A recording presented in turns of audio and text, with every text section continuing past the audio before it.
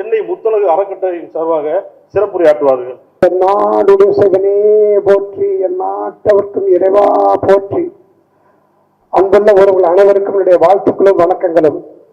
இந்த வெள்ளாஞ்சேற்ற எழுச்சி மாநாட்டுக்காக தேனி, மதுரை, திண்டுக்கல் மாவட்டங்கள் இணைந்து நடத்த இந்த கலந்தாய்வு கூட்டத்தை இவ்வளவு சிறப்பாக செய்து வரும் அனைத்து உறுப்பினர்களுக்கும், தலைவர் உள்ளிட்ட அனைத்து உறுப்பினர்களுடைய வாழ்த்துக்கள், வணக்கங்கள், ஆசைகள். இந்த மாநாடு, எழுச்சி மாநாடு அப்படிங்கிறது, திருச்சி மாநாடுங்கிறது பரவலாக பேசப்பட்டு வந்துட்டு இருக்குது. இது போன மாதமே நாகராஜ ஐயாவிட்ட கேட்டு நாங்கள் இங்கே தேனியில் நடத்தணும்னு கேட்டோம். அவர் தான் சொன்னார், இந்த மாதிரி 2021 எங்கள் விழா இருக்குது, அப்போ அதுவும் செய்தோம்னா சிறப்பாக இருக்குன்னு சொன்னாங்க. அதன் மட்டுமே இந்த வண்ணம் இன்றைக்கு நடக்கிறது மெத்த சிறப்பு சால சிறந்தது.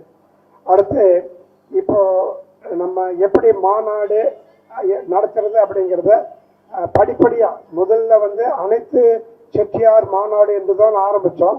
அப்புறம் ஐயா வீட்டுக்கு போன போது தான் சொன்னாங்க, முதல்ல வெள்ளான் செட்டியாரை இணைக்க பாருங்க, அதுக்கப்புறம் நம்ம அனைத்து செட்டியார் சேருவோம்னு சொன்னாங்க. அங்கே முதல் படியாக வெள்ளான் செட்டியார் எழுச்சி மாநாடு. இதன் மூலம் வெள்ளான் செட்டியார் அனைவரையும் இணைத்து ஒரு எழுச்சியை காண்பித்து, அடுத்து அனைத்து செட்டியாரும் காண்பித்து ஒரு 2024 இது முடிக்கிறோம். 2025 அனைத்து செட்டியாரும் காண்பிச்சு 2026 எலெக்ஷன் தேர்தல் வரப்போகுது. அதுக்குள்ளார செட்டியார் சமுதாயம் அப்படிங்கிற ஒரு ஃபோர்ஸ், இப்போ நம்ம ராமதாஸ் ஐயா அல்லது இபிஎஸ், ஓபிஎஸ் இந்த மாதிரி எல்லாரும் ஒரு கட்சி இருக்காங்கன்னா, எல்லாருக்கும் ஒரு ஓட் பேங்க், வங்கி நிலவரத்தை வச்சு தான் அரசியல் செல்வாக்கு இருக்குது. அது போல நாமளும் சமுதாயத்துக்கு இவ்வளவு பேர் இருக்கிறோம், ஏறக்குறைய நாங்கெல்லாம் கணக்கெடுத்து பார்த்தோம் 1 கோடி 1.5 கோடி தாண்டி இருக்கிறாங்க அனைத்து செட்டியார் சேர்க்கும் போது. அப்படி பார்த்தா டோட்டல் பாப்புலேஷன்ல 1/5 வந்துடுறோம்.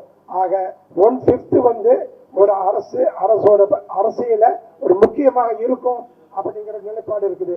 ஆக இந்த மாதிரி செட்டியார் அனைத்தும் சேர்ந்தால் அரசியல ஒரு வேகம் பிறக்கும், செட்டியார் சமுதாயத்துக்கு ஒரு மரியாதை கிடைக்கும். இதுவரைக்கும் நம்ம செட்டியார் என்றாலே ஒரு கீழ் பார்வை இருந்தது. இந்த மாநாட்டுக்கு அப்புறம் செட்டியார் என்ற ஒரு நேர் பார்வை கிடைத்தாலே அது பெரிய வெற்றி. நமக்கு இத்தனை எம்பி வேணும், எம்எல்ஏ வேணும் அப்படிங்கிறதுலாம் டிமாண்ட் இல்லை. ஆனால் எதுவாக இருந்தாலும் அரசியலில் செய்தாங்கன்னா செட்டியார் சமுதாயத்தை கூப்பிட்டு கலந்துப்போம் அப்படின்னு நினைச்சாவே பெரிய வெற்றி நமக்கு. ஆக அதை நோக்கி நம்ம போயிட்டு இருக்கிறோம்.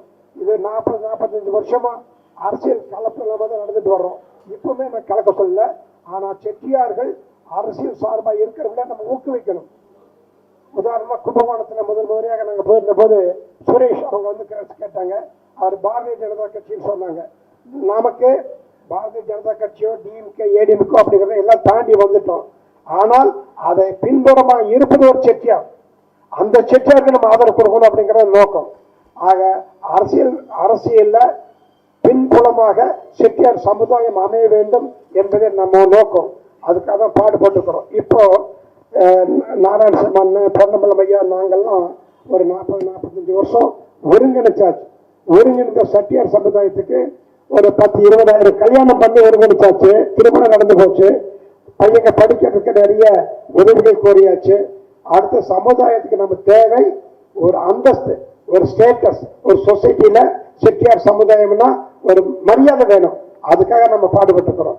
நமக்காக இல்லை, அடுத்த தலைமுறைக்காக நம்ம அதை செய்யறோம் அப்படிங்கிற மகிழ்ச்சியான சொல்றோம்.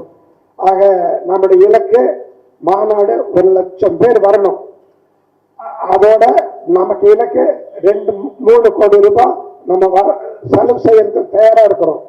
அப்படியான நம்ம ஒரு 5 கோடி ரூபாய் நம்ம வருமானம் வேண்டும். ஆக வரவுக்கும் செலவுக்கும் போக ஒரு 2 கோடி ரூபாய் அறக்கட்டளை மிச்சம் இருக்கணும். இதுதான் எங்களுடைய கணக்கு. இந்த கணக்கு ஈசன் சொல்ற கணக்கை நான் எடுத்துக்கிறேன். எல்லோரும் பாடுபட்டு எல்லோரும் முனைந்து நின்றால் நிச்சயமாக நம்ம இலக்கை அடைவோம்.